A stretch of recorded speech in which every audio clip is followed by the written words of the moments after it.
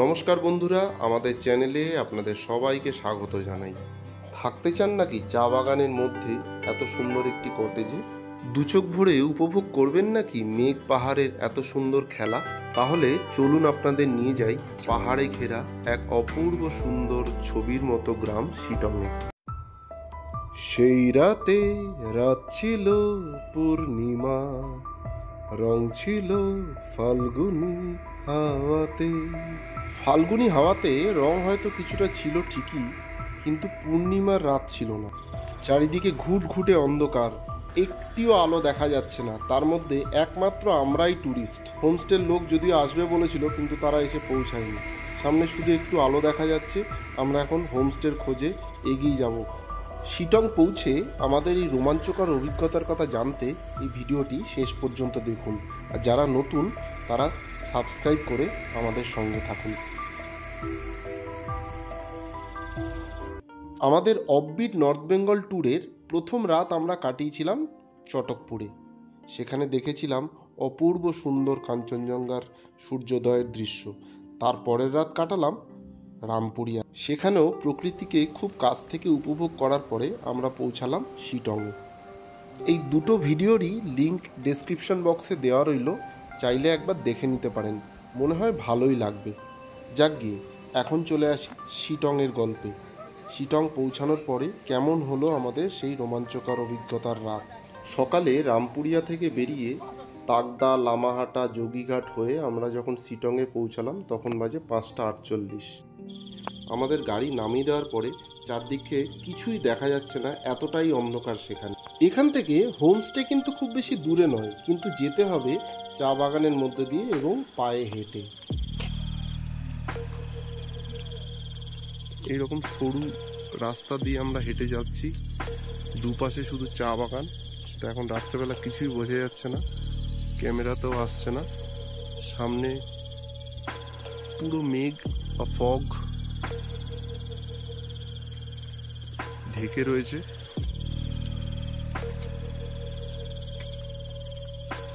দুপাশে চা বাগান এবং একদম চা বাগানের মাঝখানে আমাদের হোমস্টেটা। বেশ একটা গা ছমছম ভাব কিন্তু অনুভব করছি। এরকম পরিস্থিতিতে এর আগে কখনো পড়িনি।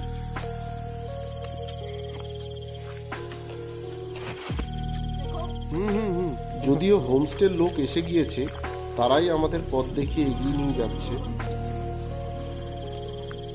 এই আমরা হোমস্টেতে পৌঁছে গেছি। যেখান পর্যন্ত গাড়ি আসে তার থেকে প্রায় 100 মিটার হেঁটে আসতে হয় এই হোমস্টেটাতে।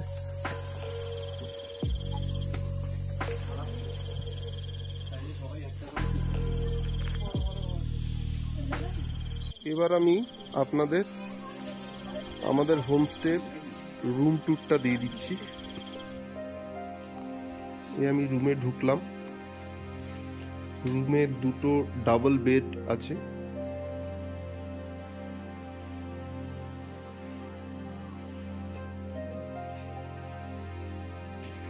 খুব সুন্দর উডেন সিলিং রয়েছে। ওয়াশরুমটা দেখে নিন, বেশ স্পেসিয়াস ওয়াশরুম। গিজারও রয়েছে।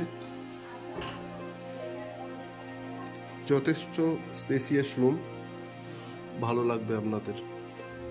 একটা ইলেকট্রিক কেটেলও রয়েছে, দরকার মতো জল গরম করে নিতে পারবেন। এমনিতেই একটু গা ছমছমে পরিবেশ রয়েছে, তার মধ্যে হঠাৎ এনার আবির্ভাব। সারা হোমস্টেতে আমরা ছাড়া আর কোনো ট্যুরিস্ট নেই। 3টে রুম আছে এই হোমস্টেতে, যার মধ্যে 2টো রুমে একমাত্র আমরাই রয়েছি। এখানকার যারা কেয়ারটেকার তারা আমাদের ডিনার দিয়ে বাড়ি চলে গেল। আমরা ঘরে বসেই গল্প করছিলাম, হঠাৎ একটা অদ্ভুত রকমের আওয়াজ হতে বাইরে এলাম। দেখি তো কি আছে বাইরে, কিন্তু না, সেরকম কিছু চোখে পড়ল না। যদিও একটা গা ছমছমে পরিবেশ কিন্তু আমরা ফিল করতে পারছিলাম, তাই জন্য একটু ভয় ভয়ই লাগছিল সত্যি কথা বলতে। ফোনের নেটওয়ার্কও কিন্তু সেরকম স্ট্রং নয়, এবং যদি কাউকে চিৎকার করে এখান থেকে ডাকিও কেউ শুনতে পাবে বলে মনে হয় না। চারিদিক এতটাই নিস্তব্ধ যে নিজের বুকের ধুকপুকিনিটাও যেন মনে হচ্ছে শুনতে পাচ্ছি। তার মধ্যে আবার একটা আওয়াজ। আমার বোন দেখতে গেল কি আছে সামনে, কিন্তু না, মেঘ ছাড়া আর চা বাগান ছাড়া আর কিছুই যেন দেখা যাচ্ছে না। সবে রাত 9টা বাজে, কিন্তু মনে হচ্ছে যেন মাঝরাত। পৃথিবী যেন ভয়ে চোখ বুজে আছে, এমনই অন্ধকার। হঠাৎ ভীষণ ঠান্ডা লাগতে শুরু করলো। যতটা না এখানে ঠান্ডা ছিল তার থেকে অনেক বেশি। ঘরে ফিরে যাওয়া ছাড়া আর মনে হয় গতি নেই।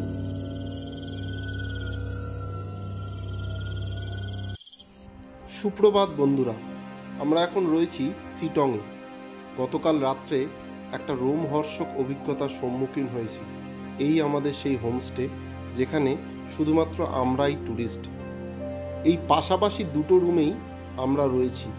গতকাল রাত্রে এতটাই ভয় পেয়ে গেছিলাম আমরা যে একটা ঘর বন্ধ রেখে সবাই মিলে একটা রুমেই শুয়েছিলাম। আর এই যে রুমটা দেখছেন, এই রুমটা কিন্তু খালিই ছিল। এখানে কোনো ট্যুরিস্ট কিন্তু ছিল না। সকালে উঠে আমাদের এত সুন্দর হোমস্টেটাকে দেখে মনে হচ্ছিল গতকাল রাত্রে যেটা হয়েছিল সেটা দুঃস্বপ্ন নয় তো। চারিদিকের অসাধারণ প্রাকৃতিক সৌন্দর্য আপনাকে মুগ্ধ করবেই। শিটং এক অপূর্ব সুন্দর জায়গা। তার মধ্যে আমাদের হোমস্টেটা যেন এই শিটংয়ের সৌন্দর্যকে অনেকাংশে বাড়িয়ে দিয়েছে। চারিদিকে শুধুই চা বাগান আর চেরি অন দ্য টপ। আমাদের হোমস্টেটা একদম পাহাড়ের টপে। দুর্দান্ত লোকেশন, জাস্ট কোনো কথা হবে না বস। আর এই হোমস্টেটার সৌন্দর্য অনেকাংশে বাড়িয়ে দিয়েছে এই ওয়াচ টাওয়ারটি। একমাত্র এই হোমস্টেতেই ওয়াচ টাওয়ারটা রয়েছে, যেখান থেকে পুরো শিটংয়ের 360 ডিগ্রি ভিউ কিন্তু আপনি পাবেন। দেখুন কি অপরূপ সৌন্দর্য এই শিটংয়ের। আকাশ যদি মেঘলা না হতো, হয়তো এখান থেকেই আমরা দেখতে পেতাম সেই সুন্দরী কাঞ্চনজঙ্ঘাকে। প্রাকৃতিক সৌন্দর্যকে যদি পরিমাপ করার কোনো ইউনিট থাকতো, হয়তো এই শিটং 10-এ 10ই পেত। এটা কি ফল বলুন তো? আমার তো মনে হচ্ছে বাতাবি লেবু। আপনাদের কি মনে হয়? চারিদিকে যেদিকেই তাকাবেন সবুজ ছাড়া আর অন্য কোনো রং আপনার চোখে কিন্তু পড়বে না। এক কথায় যেটাকে বলা যায় অদ্ভুত, অসামান্য, অসাধারণ। এখন আমি ওয়াচ টাওয়ারের ওপরে উঠছি। দেখা যাক উপরের ভিউটা কেমন লাগে। প্রসঙ্গত বলে রাখি, এই ওয়াচ টাওয়ারের নিচেই কিন্তু আমাদের ডাইনিং রুম। এই ওয়াচ টাওয়ার থেকে শিটংয়ের 360 ডিগ্রি ভিউ কিন্তু আপনি দেখতে পাবেন। অসাধারণ সেই প্রাকৃতিক সৌন্দর্য, যা ক্যামেরাবন্দি করেও সেটাকে অনুভব করানো যাবে না। নিচে অনেক হোমস্টে আছে ঠিকই, কিন্তু এই হোমস্টেটার যেন কোনো তুলনা নেই। একদম পাহাড়ের টপ থেকে আপনি নিচের শিটংকে দারুণভাবে উপভোগ করতে পারবেন। শীত, গ্রীষ্ম, বর্ষা সারা বছরই কিন্তু পর্যটকদের আনাগোনা লেগেই থাকে শিটং। তবে শিটং ঘোরার আদর্শ সময় হচ্ছে নভেম্বর থেকে ফেব্রুয়ারি, কেননা এই সময়ই এখানে কমলা লেবু দেখতে পাওয়া যায়। অনেকে শিটংকে অরেঞ্জ ভিলেজও বলে থাকেন। কার্শিয়াং মহকুমার অন্তর্গত 4500 ফিট উচ্চতার এই সুন্দরী শিটংকে বর্ণনা করার মতো ভাষা হয়তো আমার জানা নেই, কিন্তু এটুকু বলতে পারি, আকাশ ভরা মেঘ আর মেঘের মাঝে পাহাড়, আর শীতকালে চারিদিকে কমলা লেবুর পাহাড়। এই হলো শিটংয়ের পরিচয়। শহরের দূষণ আর ব্যস্ততার মধ্যে থেকে একটু শান্তি পেতে অবশ্যই আসতে পারেন শিটংয়ে। কথা দিচ্ছি আপনি নিরাশ হবেন না। ছবির মতো সুন্দর এই গ্রাম আপনাকে মুগ্ধ করবেই। বিভিন্ন ধরনের পাহাড়ি ফুল দেখতে পাওয়া যায় এখানে। প্রসঙ্গত বলে রাখি, শিটং কিন্তু একটি গ্রাম নয়। শিটং খাসমহল নামে পরিচিত একটি এলাকার অনেক গুচ্ছ গ্রামকে একসাথে শিটং নামের পরিচয় দেওয়া হয়। এই এলাকাটি পাখিদের জন্য বিখ্যাত। এখানে বিভিন্ন ধরনের পাখি দেখতে পাওয়া যায়। শিটংয়ের খুব কাছে অবস্থিত লাপ্তানচোর, সেখান থেকেও আপনারা ঘুরে আসতে পারেন। লাপ্তানচোর পাখিদের জন্যই বিখ্যাত, এবং ওখানে যে পাখি দেখতে পাওয়া যায়, শিটংয়েও সেই প্রজাতির প্রচুর পাখি দেখতে পাওয়া যায়। অনেকেই আসেন শিটংয়ে বার্ডিং করার জন্য।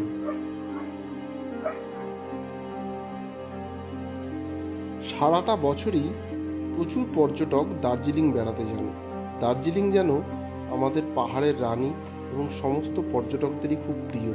কিন্তু দার্জিলিংয়ের কাছাকাছি শিটং নামক এই জায়গার এখন দিনে দিনে আকর্ষণীয়তা বাড়ছে। যাদের কাছে দার্জিলিং একঘেয়ে হয়ে গেছে, পাহাড়ের অন্যরকম রূপ তারা একটু উপভোগ করতে চান, তাদের জন্য আদর্শ ঠিকানা হতে পারে শিটং। বুঝতে পারছেন কিনা জানি না, আমি কিন্তু একদম একটা পাহাড়ের চূড়োয় দাঁড়িয়ে আছি। আমি ক্যামেরাটা ঘোরাচ্ছি, দেখুন বুঝতে পারেন কিনা আমি একদম পাহাড়ের টপে আছি। চারিদিকে ভীষণ সুন্দর প্রাকৃতিক পরিবেশ, শুধু মেঘ আর মেঘ।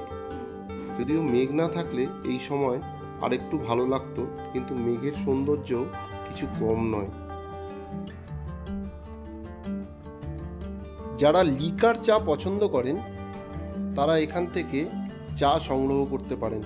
এখানকারই অধিবাসী বৃন্দ এখানকার চা বাগান থেকে পাতা সংগ্রহ করে তারা নিজেদের বাড়িতেই সেটাকে প্রসেস করে এবং সেই অনুযায়ী চা এখানে কিন্তু বিক্রি করে।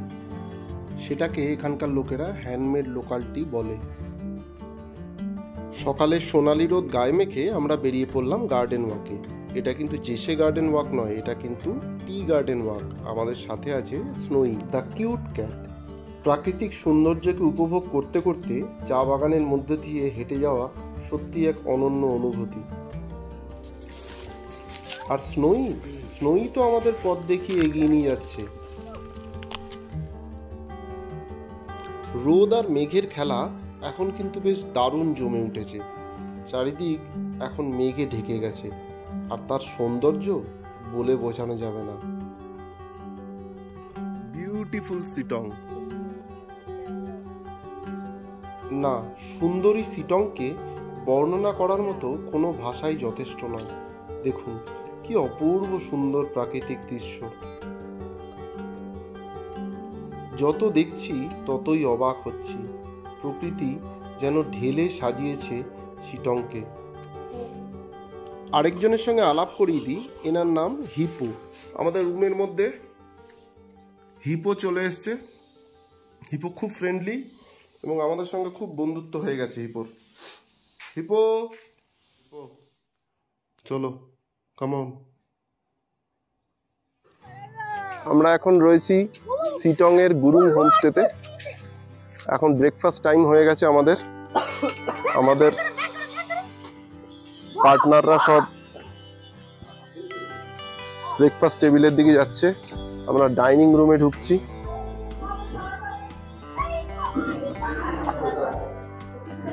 এই হচ্ছে এখানকার ডাইনিং রুম। এই হচ্ছে ব্রেকফাস্ট টেবিলে আমরা চলে এসেছি। আচ্ছা, আমাদের ব্রেকফাস্টে কি কি আছে আজকে? আচ্ছা, হ্যাঁ হ্যাঁ, আমাদের ব্রেকফাস্টে আজকে লুচি, আলুর তরকারি আর ম্যাগি। আমরা ব্রেকফাস্ট করে একটু পরেই অমলেটও আছে। খাবার কিন্তু সত্যি হোমলি এবং খুব সুস্বাদু ছিল। এই ডাইনিং রুমটা একদম ওয়াচ টাওয়ারের নিচে, আর এখান থেকে কি অসামান্য ভিউ। চলুন একবার আপনাদের দেখিয়ে নিয়ে আসি।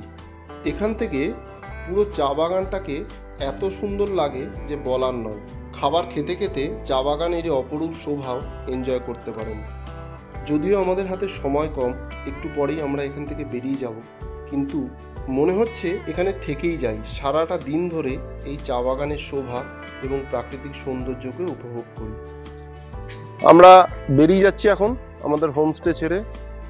দারুণ সুন্দর ছিল আমাদের কালকের আর আজকের দুটো দিন, আমরা দারুণ কাটালাম। মানে কালকে রাত্রে ঢুকেছি আমরা, আজকে সকাল এখন 11টা বাজে। আমরা এখন বেরিয়ে যাব এনজেপির উদ্দেশ্যে। দারুণ লাগলো আমাদের এইখানকার কালকে রাতের স্টে।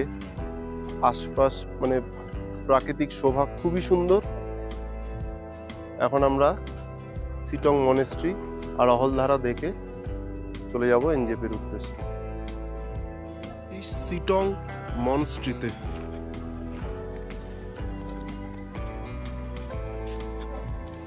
শিটংয়ের দ্রষ্টব্য স্থানগুলির মধ্যে এটি একটি।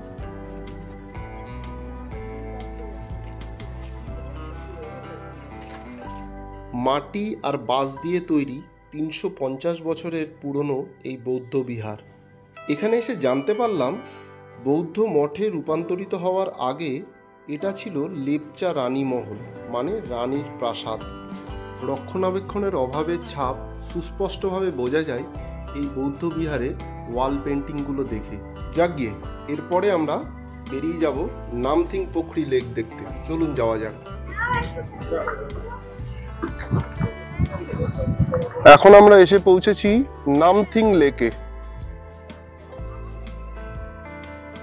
কিন্তু এত কুয়াশা,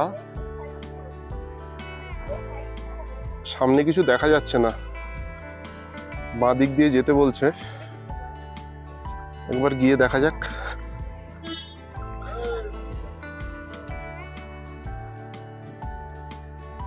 এরকম সরু একটা রাস্তা দিয়ে এগিয়ে চলেছি,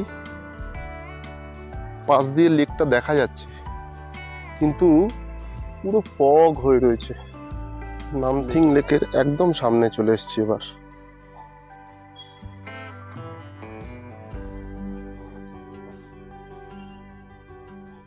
দূর থেকে যখন দেখছিলাম তখন উপরে কুয়াশা ছিল বলে অতটা ভালো বোঝা যাচ্ছিল না লেকটাকে। এইবারে কিন্তু যেহেতু সামনে চলে এসেছি, কুয়াশাটা কিছুটা হলেও কেটে গেছে, সেই জন্য লেকটাকে ভালো বোঝা যাচ্ছে। Natural lake. এখানেই দেখতে পাওয়া যায় সেই বিখ্যাত হিমালয়ান স্যালামান্ডার, একটি বিরল সরীসৃপ প্রজাতি। এটিও শিটং এর সাইট সিইং এর একটা দ্রষ্টব্য স্থান। আমাদের একজন পার্টনার এখানে জটায়ুর মতো প্রেয়ার হুইল ঘোরাতে শুরু করে দিয়েছে। নামথিং পোখরি লেক দেখার পরে এবারে আমাদের পরের গন্তব্য অহলধারা ভিউ পয়েন্ট, যেখান থেকে ওই 360 ডিগ্রি ভিউ পাওয়া যায়। আমরা এসে পৌঁছেছি অহলধারা ভিউ পয়েন্টে।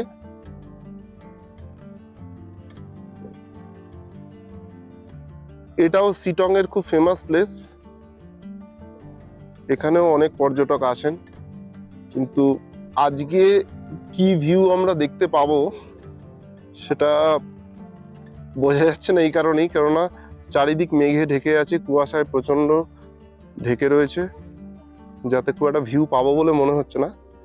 তবে এসেছি যখন শিটং, দেখতে তো হবেই। এখানকার একটি দ্রষ্টব্য স্থান অহলধারা ভিউ পয়েন্ট। এখানে কিছু হোমস্টেও রয়েছে, অনেকগুলো হোমস্টেও দেখা যাচ্ছে এখানে, এখানেও অনেকে এসে থাকেন। আমরা এখন অহলধারা ভিউ পয়েন্টে যাচ্ছি। পরের বার যদি শিটং আসি অবশ্যই থাকবো এই হোমস্টেগুলোতে, এবং এখান থেকে 360 ডিগ্রি ভিউ যে কীরকম দেখতে লাগবে ভাবলেই রোমাঞ্চকর লাগছে। কিছুক্ষণ আগে অবধি রোদ আর মেঘের খেলা চলছিল, কিন্তু এখন শুধুই মেঘের খেলা, রোদের আর কোনো অস্তিত্বই নেই।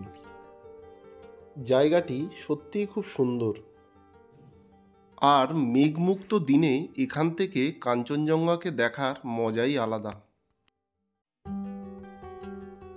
অবশ্যই ওয়েদারটা আমাদের কিন্তু খুব একটা খারাপ লাগছে না, চারিদিকে এত সুন্দর প্রাকৃতিক সৌন্দর্য আমরা কিন্তু সত্যিই দারুণভাবে উপভোগ করছি। সানরাইজ আর সানসেট দুটোই এখানে সমান মনোরম। প্রচুর পর্যটক এখানে আসেন সূর্যোদয় এবং সূর্যাস্তের সেই দারুণ সুন্দর দৃশ্য উপভোগ করার জন্য।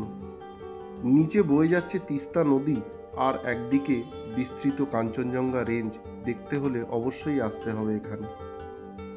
আর এত সুন্দর একটা পাহাড়ি জায়গায় এসে পাহাড়ি পোশাক পরে একটু ফটো ফিচার যেন না করলেই নয়। তাই আমাদের পরিবারের সবচেয়ে ক্ষুদে সদস্য এখানে এসে সেই শখ পূরণে ব্যস্ত হয়ে পড়ল। এই যে গাছটা দেখতে পাচ্ছেন, এই গাছটাকে বলে সিংকোনা গাছ। এর থেকেই কুইনাইন তৈরি হয়। মংপুতে কুইনাইন তৈরির একটা ফ্যাক্টরিও ছিল, কিন্তু এখন সেটা বন্ধ হয়ে রয়েছে। আমরা এখন এসে পৌঁছেছি লাতপাঞ্চার বলে একটি জায়গা, যেটা কিনা লোকে বার্ডিং করতে আসে। বিভিন্ন ধরনের বার্ডস এখানে দেখতে পাওয়া যায়, বিশেষত শীতকালে। এখানকার ন্যাচারাল ভিউও কিন্তু খুবই সুন্দর। আমরা শিটং থেকে এখন ফিরছি। এখানে একটা খুব সুন্দর ঝর্ণা রয়েছে, সেখানেও অনেক পর্যটক ভিড় জমিয়েছে ফটো তোলার জন্য। আমরাও একটু অল্প স্বল্প ফটোগ্রাফি করে নেব, করে তারপরে এগিয়ে যাব এনজেপির উদ্দেশ্যে।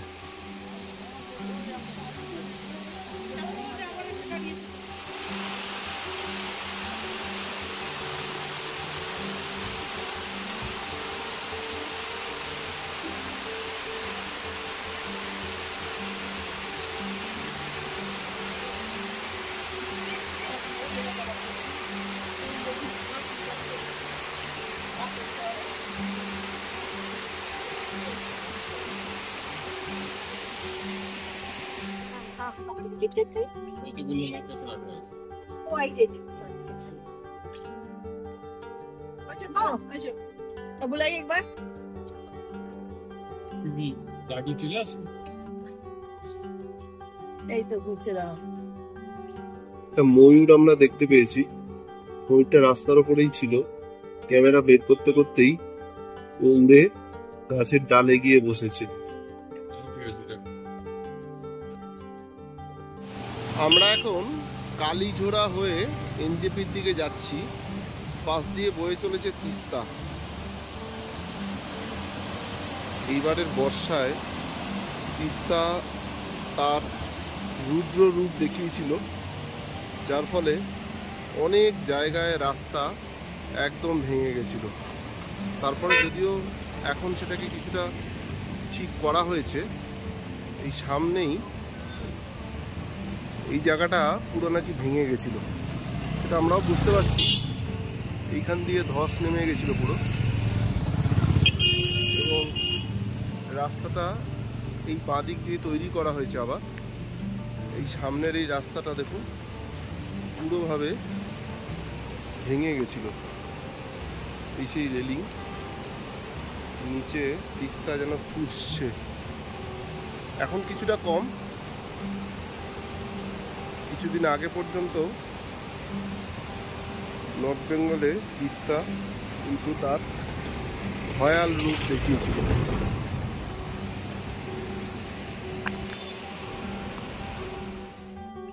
এখন আমরা করোনেশন ব্রিজকে বাঁদিকে রেখে সোজা এগিয়ে যাচ্ছি এনজেপির দিকে। বিকেল 5টা বেজে গেছে, আমরা কিছুক্ষণের মধ্যেই এনজেপি স্টেশন পৌঁছাবো।